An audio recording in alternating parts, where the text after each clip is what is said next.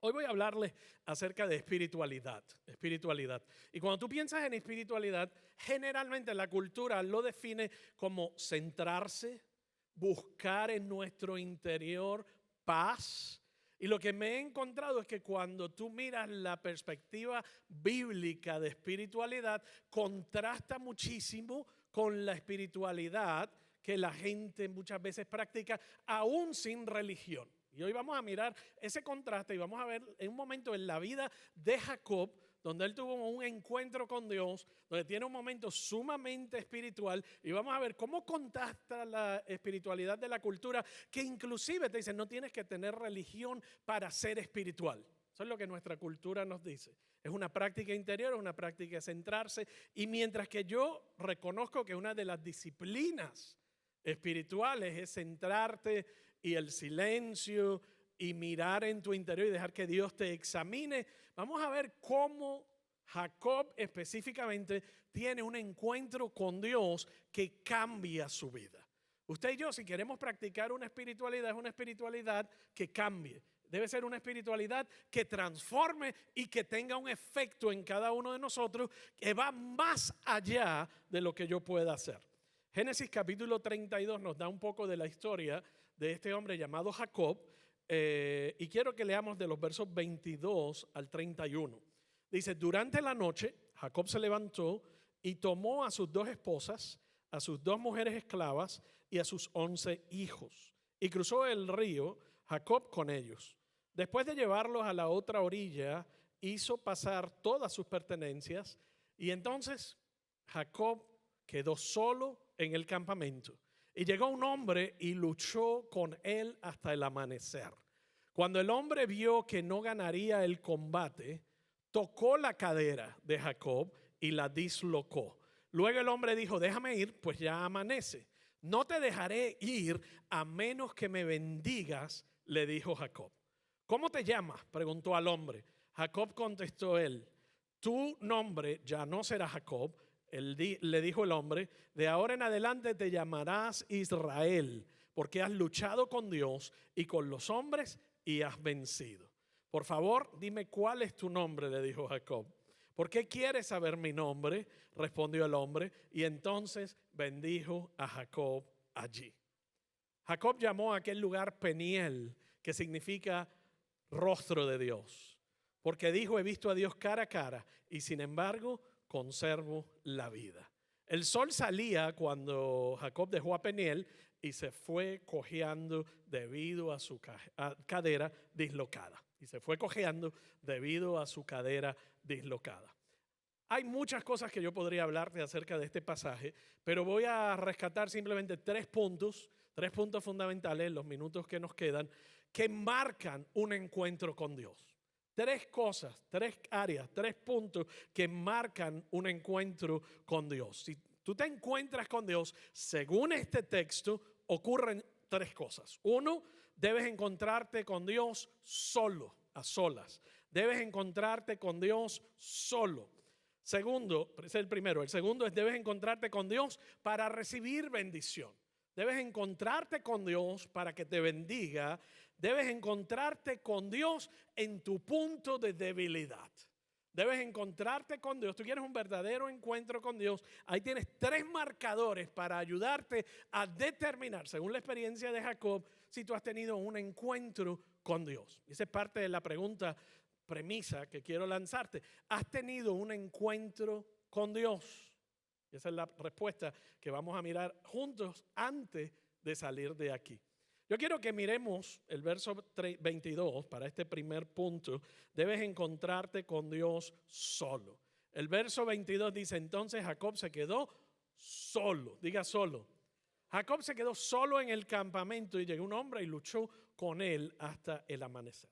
Para darte un poquito de trasfondo, este hombre Jacob era gemelo. Él era gemelo, tenía un hermano gemelo que se llamaba Esaú. Y Jacob era un hombre que luchó durante toda su vida. Desde antes de nacer ya le estaba luchando. De los 2 gemelos él era el menor y Esaú era el mayor, y él luchó por obtener lo que le pertenecía a su hermano. Él mintió, él engañó a su hermano Esaú, le mintió y engañó a su padre Isaac. y como producto de su mentira tiene que salir huyendo como emigrante a otro país. Él tiene que salir como emigrante a otro país como resultado de sus propias decisiones. Y durante años en ese país como extranjero, como emigrante, luchó, batalló, creció, su negocio se amplió, se casó, tuvo hijos, la empresa se expandió, pero en un momento dado él recordaba siempre lo que había dejado en su patria y en su casa. Y decide regresar a reconciliarse con su hermano y con su familia que la había perdido como producto de sus propias decisiones. Él regresa y viene con todo su séquito, viene con los empleados, viene con las esposas que tenía sirvientes, tenía animales de carga, animales comestibles, tenía una serie de... Él se había enriquecido en su tiempo en el extranjero. Cuando viene de regreso se da cuenta que su hermano Esaú venía al encuentro con 400 hombres. Y Jacob siempre tenía un plan. No siempre era el plan de Dios, pero Jacob era necio y tenía un plan. Dos cosas que lo caracterizaban: necio y tenía un plan. Él dice: voy a hacer lo siguiente. Voy a tomar parte de mi ganado, lo voy a dividir en 3. Y esta parte se lo envío a mi hermano Esaú como una ofrenda de paz, digamos. Como para rendirle honor a él por las cosas que yo le había hecho. Así que envía eso hacia Esaú. Dice: lo que me queda, una esposa para acá, una esposa para allá, animales, hijos, los divide en 2 y le dice: ustedes se van por este lado y ustedes se van por este otro lado. De modo que si Esaú viene a matarnos, por lo menos de las 2 me queda una. De los ganados me queda una tercera parte. Siempre tenía un plan y así proceden. Y ese es para que vayas entendiendo cómo operaba Jacob. Y nos dice en el verso 24 que cayó la oscuridad y Jacob estaba solo. Podríamos leer eso y pasarlo por alto, pero en realidad piensa lo que él se tuvo que despojar para tener un encuentro con Dios. De su negocio, de su familia, de su éxito, de sus logros. Tuvo Dios que despojarlo de todo para que estuviese él y Dios. Él y Dios, y que Dios tuviera un encuentro con él. ¿Por qué yo te digo que para encontrar a Dios tienes que estar solo con él? Si tú vas a encontrarte con un Dios real, tienes que hacerlo por ti mismo y solo. ¿Qué quiero decir con eso? A través de los años yo he conocido mucha gente que ha venido de otros países, como la mayoría de nosotros. Llegamos de nuestro país y cuando me hablan una de las cosas que me hablan, o de la iglesia cuando asistieron cuando era pequeño, o cómo crecieron con su familia, con una fe particular, porque esa fe representa su región, representa su familia, representa su niñez. Y de hecho, cuando regresan a su país, generalmente visitan la catedral o visitan la iglesia en la que se criaron. Pero me encontraba mucha gente y le digo: ¿y aquí vas a alguna iglesia? No, pues aquí no, aquí no. ¿Cómo entonces podemos explicar que una persona tenga memorias tan agradables, experiencias tan agradables con relación a su niñez, pero hoy día no practica su fe? Para mí hay una explicación. Su fe era cultural y no personal. Era la fe de su familia, era la fe de su región, era la fe de su país, pero nunca tuvieron un encuentro personal con Dios.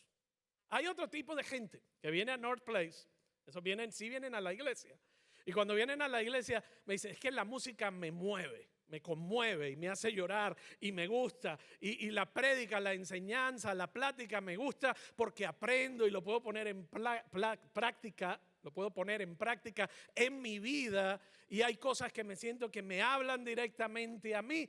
Y vienen a la iglesia por mucho tiempo y son voluntarios y participan de las actividades y comen arepa con nosotros, se hacen todo lo que hacemos. Y de repente ya no los veo y les hablo y me dicen: no, si nos mudamos a Alabama o no sé dónde se fueron, o nos regresamos a nuestro país. Y usted sabe cuál es mi segunda pregunta.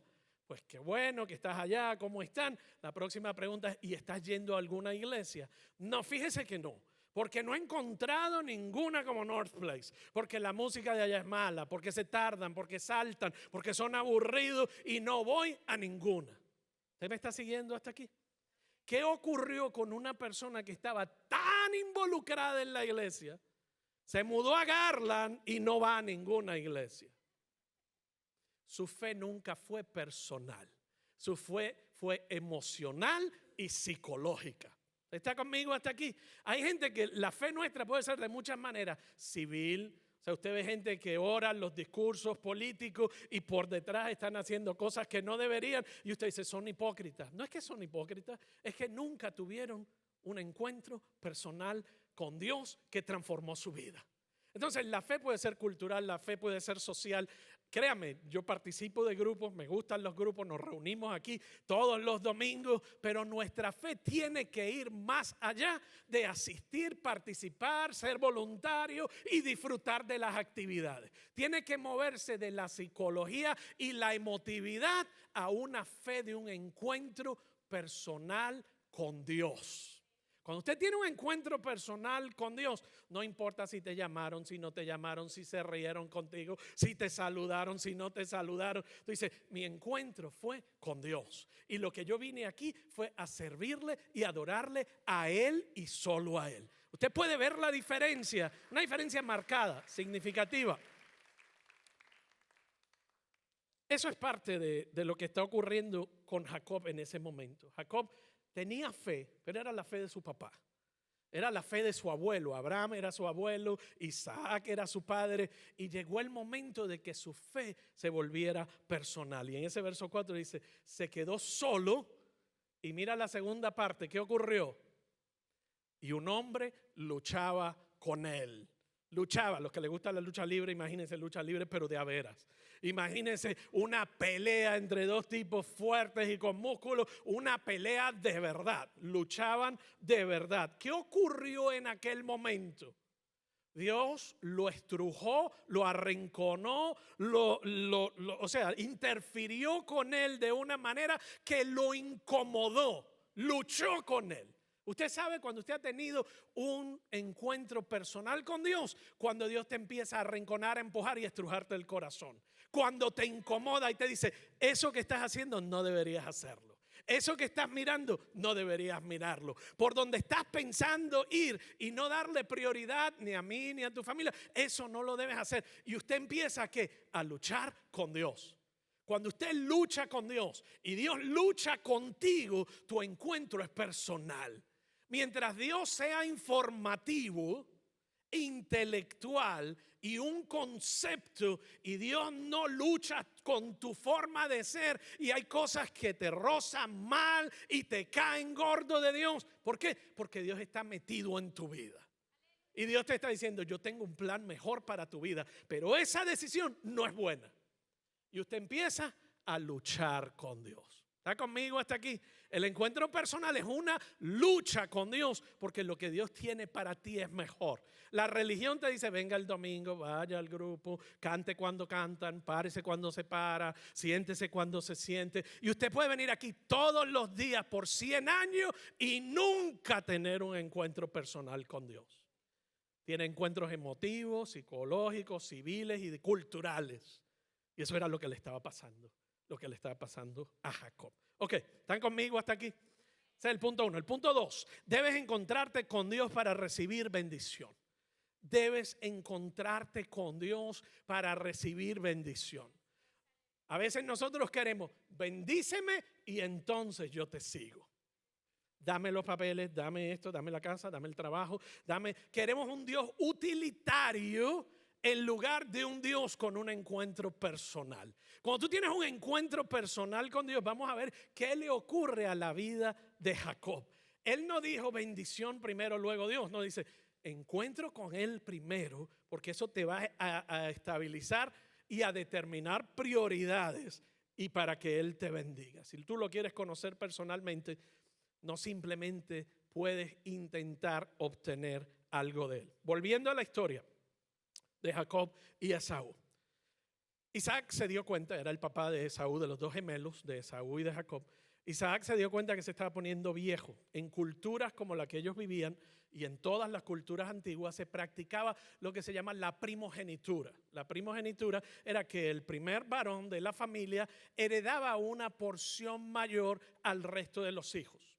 Porque el primer varón iba a hacerse cargo del resto de la familia. Tenía más bendición y tenía más responsabilidad. Cuando llegaba ese momento en que el padre se iba a morir, se estaba poniendo anciano, se llevaba a cabo esta ceremonia donde el padre transfería y bendecía a su hijo con los bienes materiales, con la bendición, con el liderazgo y con la responsabilidad. Y eso es lo que va a ocurrir en los próximos minutos. Esaú y Jacob se dan cuenta, y Jacob, ¿qué les dije? Siempre tenía un plan. Jacob dice, si yo me disfrazo de mi hermano, yo voy a obtener lo que está destinado para él. Y él se pone el perfume del hermano, olor a campo fresco de cabra, se pone la ropa del hermano, se viste como él y se presenta ante su papá. El papá lo bendice, pero en cuestión de minutos, Esaú, que venía del campo ya listo para recibir su bendición y preparar según las instrucciones que le había dado el papá, se da cuenta de lo que está pasando y obviamente se enfurece. ¿Y qué tiene que hacer Jacob? Salir corriendo como emigrante a ganarse la vida en otro país, dejar su familia, su cultura, su gente y todo lo demás, y sigue luchando. Jacob tenía estrategia. Lo que no se daba cuenta era que su vida luchaba y luchaba y luchaba y no avanzaba. Luchaba y no avanzaba. Y era lo que estaba pasando en este momento. Esaú entra, Isaac se da cuenta, salen corriendo. Y nosotros como lectores modernos podemos pensar, o sea, o era menso el Jacob este. ¿Por qué hizo lo que hizo? Él sabía que lo iban a descubrir, número uno. Segundo, él sabía que tan pronto su padre Isaac se diera cuenta de lo que estaba pasando, si Isaac quería darle la primogenitura y las riquezas y las tierras a su hermano Esaú, lo iba a hacer. Porque él era el patriarca, él era el jefe de la familia, él era el jefe de la empresa familiar. Isaac iba a hacer lo que él quisiera. ¿Por qué entonces arriesgarlo todo para salir corriendo, salir huyendo a otro país y vivir como emigrante el resto de su vida y separado completamente de su familia? ¿Tú sabes por qué lo hizo? Piénsalo, porque Jacob no es muy distinto ni a ti ni a mí. ¿Tú sabes lo que Jacob quería? Él quería, aunque fuera mentira, aunque fuera a través del engaño, él quería oír a su papá bendecirlo.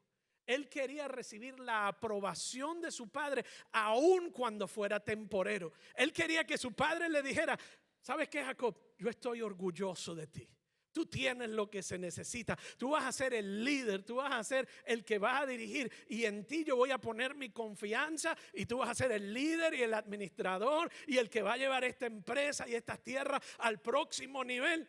Y Jacob quería escuchar eso de su padre, aunque fuera por un instante y supiera que no iba a ser una realidad. Eso es lo que le ocurre a Jacob. Él sabía, Esaú se va a dar cuenta, el padre se va a dar cuenta y esto aquí se forma porque se forma. C.S. Lewis, el autor de las Crónicas de Narnia, dijo, él llama gozo con G mayúscula a esta profunda bendición espiritual que todos buscamos. Jacob pasa el resto de su vida buscando bendición. Él pasa el resto de su vida buscando bendición, pero que no llega del todo, inclusive, dice C.S. Lewis, cuando tienes el mejor trabajo, cuando tienes el mejor matrimonio, cuando tienes excelentes padres, dice, inclusive no llega del todo esa bendición. Mira lo que él dijo en Mero Cristianismo, uno de sus libros. La mayoría de las personas, si realmente hubieran aprendido a mirar dentro de sus corazones, sabrían que sí desean y desean intensamente algo que no puede obtenerse en este mundo. Algo que no puede obtenerse en este mundo. Y yo creo que el corazón del emigrante siempre anda buscando. Siempre andamos queriendo crecer, alcanzar, obtener y pensamos, si alcanzo un poquito más, si me caso con esta persona, si alcanzo este trabajo, si alcanzo este estatus migratorio, entonces yo voy a estar satisfecho. Entonces me voy a sentir bendecido. Y somos igual que Jacob en el sentido de que Jacob decía, si yo alcanzo que me lo diga, yo voy a estar completo. Pero no le resultó así, ni en ese instante, ni en el resto de su vida. A primera instancia usted podría pensar que la cita de C.S. Lewis no parece en nada. Pero cuando tú lo miras, resume toda la vida de Jacob. Resume toda la vida de Jacob. Jacob se fue a otro país y ¿qué hizo? Encontró una mujer hermosa. Y como todo buen emigrante se casó. No fue por papeles, pero se casó. Y dijo, si yo obtengo esa mujer, obtengo lo que tiene la familia. No había papel en aquella época, pero había tierra y había finca, y había familia y había empresa. Y él dijo, si yo me caso con ella, y luchó por ella, trabajó por ella, batalló por ella, y luego se dio cuenta, esto no es. Luchó con el negocio y con el tío Labán, tampoco era. Luchó con su padre, tampoco era. Finalmente pasa una vida pésima, corriendo de un lugar a otro, me imagino de una aldea a otra, de una villa a otra. Se queda con Raquel, pero Raquel, su esposa, no le dio todo lo que él esperaba. ¿Por qué? Porque la coloca en un pedestal y crea unas expectativas de esa mujer que ella ni tan siquiera podía cumplir. Y encima de eso crea una familia tan disfuncional que le dice, esta es mi mujer favorita. Y estos son mis hijos favoritos. Tenía hijos de otra esposa. Y de estos son mis hijos favoritos. Y a ningún hijo le gusta escuchar que su padre tiene hijos favoritos. Entonces él crea una disfunción increíble. Y sus propias estrategias, ninguna le funciona. Ninguna lo lleva a la plenitud de alcanzar lo que él busca y desesperadamente no encuentra. Le pasa la ilusión del primer trabajo, le pasa la ilusión de la primera cita y la primera esposa, le pasa la ilusión del hijo, le pasa la ilusión de todo lo que fue adquiriendo. Se dio cuenta, es temporal y pasajero y sigo buscando más. Mira lo que ocurrió. Jacob llega a un punto en su vida en que el gozo lo evadió. El gozo lo había evadido y todavía se sentía vacío, y está este misterioso hombre que le sale al encuentro, lo aprende, y horas y horas y horas luchando, porque esto no era nuevo para Jacob. Jacob era un luchador. Él luchaba donde quiera que se metía, donde quiera que iba. Pero cuando termina la noche, ¿qué ocurrió? Aparecen 2 o 3 puntitos que te dicen quién era este hombre misterioso que luchó con Jacob. El verso 25 dice, cuando el hombre vio que no ganaría el combate, mira lo que dice, tocó la cadera de Jacob y la dislocó. En otras palabras, tocó la cadera, yo imagino con la puntita del dedo y con mucho cuidado, y se le deshizo la cadera de por vida. Cogió el resto de sus días, le desbarató la cadera. Yo me la imagino así como ¡puf! Y la cadera es barata. Y el pobre Jacob ahí. ¿Qué se dio Jacob inmediatamente cuenta? Este hombre me pudo haber triturado y aplastado. Él está conteniendo su poder. Él está conteniendo su poder. Eso fue lo primero que descubrió, porque simplemente lo tocó. Le dijo, ya hay un poder absolutamente enorme y grandioso que está retenido y no lo está utilizando. En el verso 26, luego el hombre le dijo, déjame ir, pues ya amanece. Y para nosotros diríamos, pues que lleva mucho rato ahí, se cansó. No, señor. ¿Qué quiere decir que ya amanece? Jacob sabía exactamente qué significaba. Ellos habían estado luchando en medio de la oscuridad. Jacob no lo había visto. No había visto su rostro. Jacob sabía que todavía no había una persona que viera el rostro de Dios y viviese. El hombre dice, déjame ir porque ya amanece. Tú no quieres verme cuando salga el sol. Jacob inmediatamente entiende a qué se refiere. Y usted me dice, ¿cómo lo sabe? Porque leí el verso 30. Jacob llamó a aquel lugar Peniel, que significa el rostro de Dios, porque dijo, he visto a Dios cara a cara y sin embargo conservo la vida. ¿Usted sabe lo que está ocurriendo aquí? O sea, ningún ser humano puede mirar el rostro de Dios a plena luz del día y vivir. Es lo que nos dice su palabra. Pero aquí ocurre algo bien importante. Inclusive el tercer punto de que tú te das cuenta que es Dios es casi jocoso. Porque él le dice, por favor, ¿cuál es tu nombre? Y yo me lo imagino, cuando tú lees otras traducciones al español, esta es bien seria y dice, ¿por qué quieres saber mi nombre? Hay otras traducciones que te dejan saber como quien dice, tú sabes quién es mi nombre. Tú sabes quién yo soy. ¿Por qué me preguntas mi nombre? Respondió el hombre. Y entonces bendijo a Jacob allí. No tenemos el próximo verso. Yo quisiera leer el próximo verso y saberlo, porque en el próximo verso es donde él lo bendice. Toda bendición es hablada, pero no está registrada. Pero posiblemente le dijo, eres mi hijo amado en quien estoy complacido. Quiero bendecirte por el resto de tus días. Quiero guiarte. Yo soy tu sustento. Yo soy quien soy. He estado en tu pasado, en tu presente y en tu futuro. Jacob, deja ya de luchar, porque todo lo que has buscado, donde único lo vas a encontrar, es en mí. Esa es imaginación mía, mirando otros versos de la Biblia, ¿verdad? Pero él le da su bendición. Dios le da, allí lo bendice. Dios bendice. Entonces, te das cuenta que le dice, déjame ir. ¿Y qué le dijo Jacob? Yo no te voy a dejar ir. ¿Por qué le dijo Jacob, yo no te voy a dejar ir? Porque en aquel lugar, por primera vez en su vida, él había encontrado lo que siempre había estado buscando. Él le dijo, lo busqué en la mujer, lo busqué en la finca, lo busqué en el negocio, lo busqué en la emigración, lo busqué en el engaño, lo busqué en obtener lo que no me correspondía, pero aquí yo encontré todo lo que necesito. Tú eres mi Dios, yo soy tu siervo y no me importa que me muera cuando salga el sol, yo no te voy a soltar, porque no hay otro lugar donde pueda conseguir lo que he encontrado en ti. ¿Y qué dijo? Y allí lo bendijo Dios. Y allí lo bendijo Dios. Jacob se dio cuenta, toda esta lucha fue innecesaria en cierta medida, pero me llevó a conocerte y a reconocerte. Dios muy bien le había dicho, le puede haber dicho a Jacob, vamos a evitarnos la pelea aquí, vamos a hacer esto más rápido. Todo lo que tú has buscado está en mí, ya tú tienes que dejar de luchar. Pero ¿por qué Dios no hizo eso? ¿Por qué no se lo informó? ¿Por qué no se lo comunicó? ¿Por qué no se lo puso en una pancarta? Porque Jacob no lo hubiese entendido. Su dolor, su amargura, sus luchas, sus engaños, su desaliento, cuando se desmoronó, cuando tuvo que correr como emigrante perdido, cuando tuvo que salir, cuando no encontró en su esposa, cuando no encontró en el tío, cuando no encontró en su padre, ni en su hermano, ni en su familia, ni en su herencia.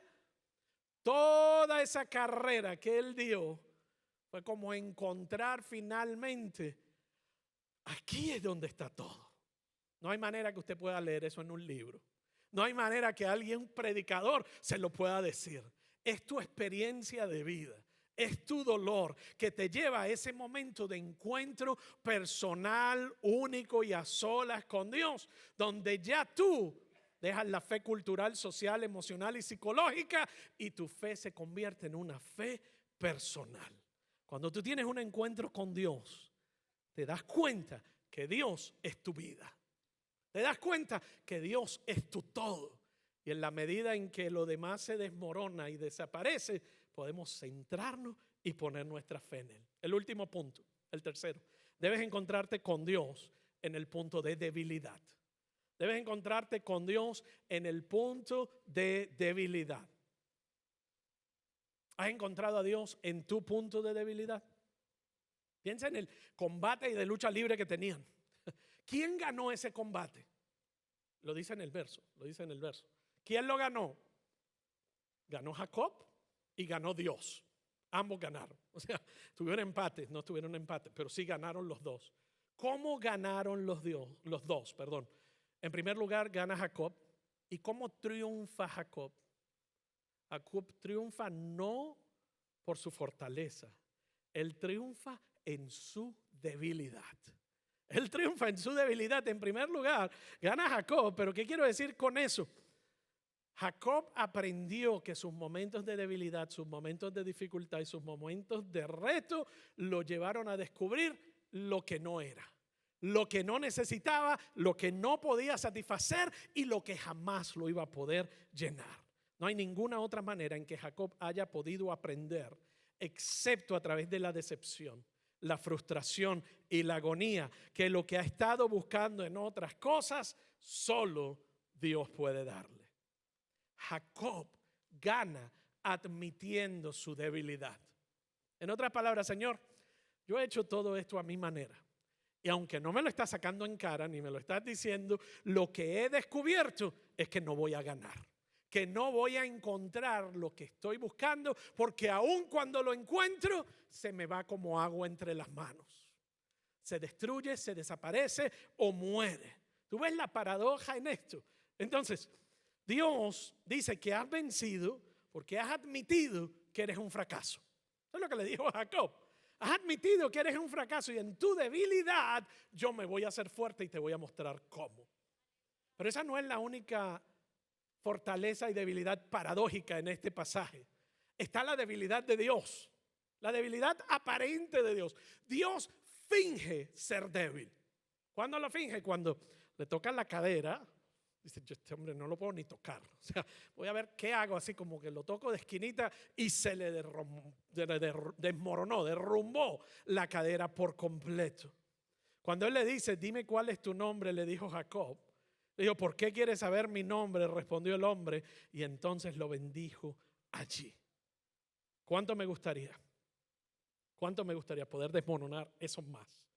Pero mira lo que dijo Dr. Lloyd Jones. Él era un médico y luego de ser médico se convierte en pastor en la iglesia, en la capilla de Westminster Chapel por muchos años. Y él dijo lo siguiente: si estás seguro de la aceptación de Dios, seguro de su bendición, seguro de su amor, esto te inflige una debilidad permanente y gozosa. Una debilidad permanente y gozosa. ¿Cómo es posible que mi debilidad pueda ser permanente y gozosa? Te lo voy a explicar de la siguiente manera. Jacob cogió el resto de sus días. Significa que cuando había una fiesta y Jacob bailaba, él bailaba cojeando. Y cuando cojeaba, podía aún bailar con su cojera. ¿Por qué? Porque Dios marcó su vida para siempre. Cuando Dios marca tu vida, lo hace de forma permanente y tú no juegas con Él y entro y salgo y entro y salgo y entro en fe y salgo de mi fe. No, un encuentro personal es un encuentro transformacional. Es un encuentro profundo que te deja cojeando y bailando al mismo tiempo. ¿Por qué? Porque cuando has alcanzado algo y tienes razón para bailar, sacaste la calificación que quería, el trabajo que quería, la mujer que quería, el hombre que quería, lo que sea. Bailas de gozo, pero dices, lo que tengo aquí, tengo que recordar que yo bailo cojeando, porque lo que tengo es por su gracia y lo que tengo no me satisface por completo, porque mi satisfacción total solo está en Él y solo en Él. Y tú cojeas y cojeas el resto de tus días cuando tu encuentro y tu fe es personal. De lo contrario, entras, sales, vienes, va igualito. ¿Por qué? Porque hemos encontrado satisfacción temporera en otra gente o en otras cosas. Hay una debilidad permanente y gozosa en ti. Hay una debilidad permanente y gozosa en ti. Pero esa no fue la única debilidad de Dios.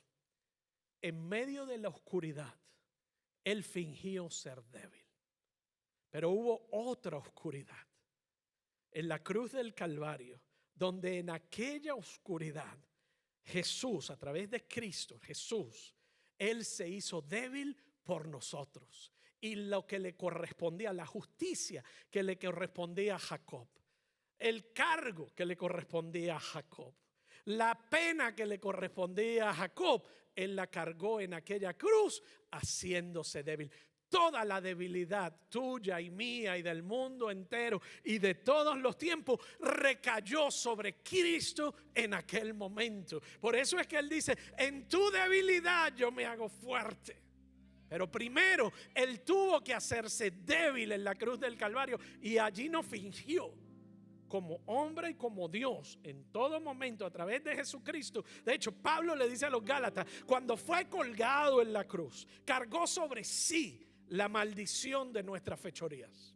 Cargó sobre sí la pena, la vergüenza, la culpa, los errores, toda la lucha, batalla que hemos tenido, la de Jacob, la tuya y la mía, la cargó en aquel momento haciéndose débil. Por eso en el jardín de Getsemaní, él le dijo: Padre, si es posible, pasa de mí esta copa, porque sé lo que viene. La debilidad de todos va a recaer sobre mí. La debilidad del mundo entero va a recaer sobre él.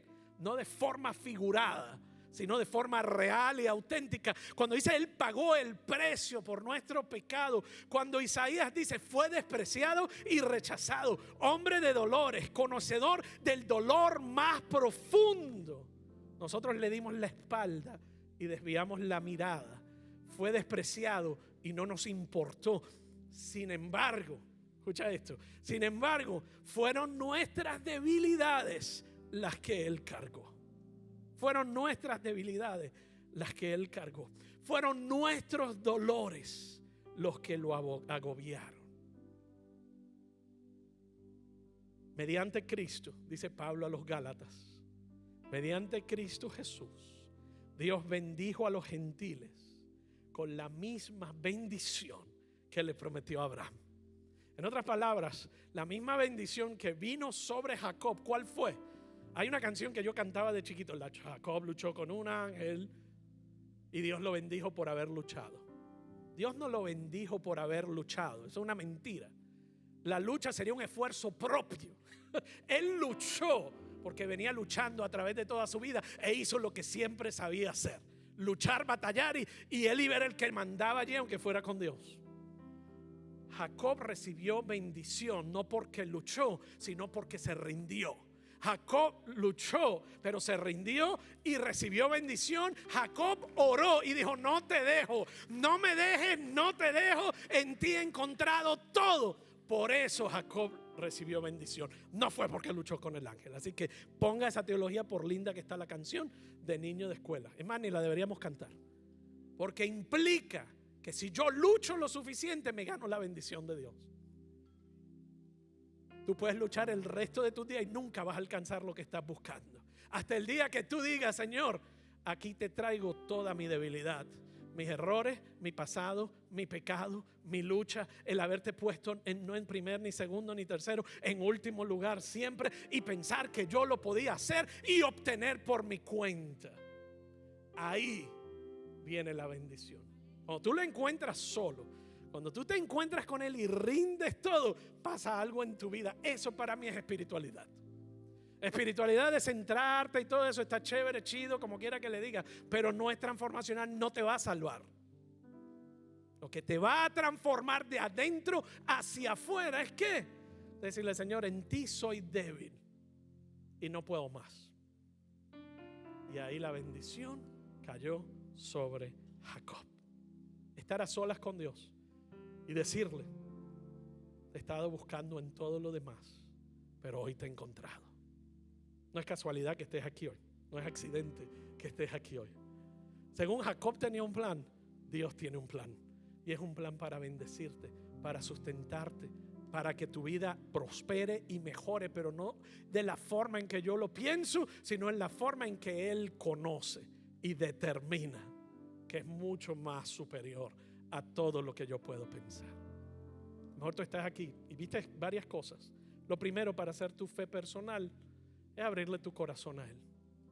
Para pasar de una fe cultural, tradicional, de mi cultura, de mi gente, de lo que sea, de mi iglesia, si llevo aquí mucho tiempo, para pasar de una fe psicológica y emotiva a una fe personal, lo primero que tengo que hacer es: Señor. Y eso va en contra de la cultura. La cultura te dice: no, tú puedes. Y en esta cultura individualista en la que hemos venido todos a este país, y soy feliz de estar aquí, agradecido y todo lo demás, pero también hay que mirar esa cultura individualista que te dice: usted póngase las pilas que usted puede, y usted puede, y no llore que usted puede. ¿Está bien? ¿Cómo te ha ido? Cuéntame. Hay cosas que has logrado y hay cosas que vas a lograr, pero lo máximo que tú quieres no lo puedes obtener así. Todo lo que encuentras y adquieres con tu propio esfuerzo es efímero y pasajero, y está destinado a morir y a cambiar y a desilusionarte. Y es lo que nos pasa. Muchas veces andamos desilusionados, desanimados, decepcionados, porque hemos puesto nuestra fe ya no personal, sino en otras cosas o en otra gente. Quiero invitarte ahí donde estás. Si estás aquí hoy al alcance de mi voz, en persona o a través de internet, y tú quieres hacer a Dios y de tu fe una fe personal. Tú dices, yo quiero moverme de mi fe a una fe personal. Y de nuevo, puedes estar aquí mucho tiempo o tu primera vez, no importa.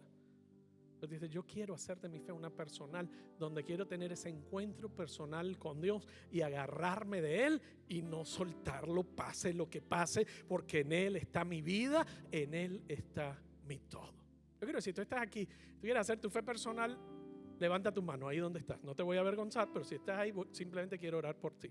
Yo levanto mi mano porque yo quiero depender de Él. Veo varias manos a este lado, veo muchas manos por acá. Muy bien. Dios te bendiga y te guarde. Pueden bajarlas. Esa decisión de hacer Dios tu Dios personal.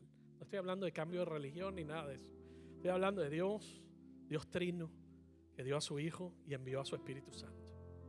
Cuando tú lo haces personal, Él trae sanidad y trae restauración. Y no solamente trae sanidad y restauración en el aquí y en el ahora, sino para tu eternidad. Y yo quiero que tú, si te sientes cómodo y cómoda, repitas esta oración conmigo. Señor Jesús, vengo a ti hoy, perdona mis pecados, toma mi vida, guía mis pasos, perdóname por haberlo hecho todo a mi manera. Hoy te recibo en mi corazón y de hoy en adelante quiero vivir para ti. Amén y amén. Esa oración es quizás la oración más importante que puedas orar, porque es un rendimiento a Dios en tu debilidad para que Él entre a tu vida y te bendiga y te transforme. Pero no bendición de la manera en que pensamos, sino una bendición que va más allá. Quiero invitarte a ponerte de pie y voy a orar por ti mientras Pastor Oscar regresa. Padre, gracias por permitirnos una relación personal contigo a través de tu Hijo Jesucristo. Me alegra tanto que no eres un Dios lejano. Me alegra tanto que podamos conocerte personalmente y te pido hoy que nos ayudes a conocerte cada día más. Ayúdanos a renovar esa relación personal ahora mismo. En el nombre de Jesús. Amén y amén.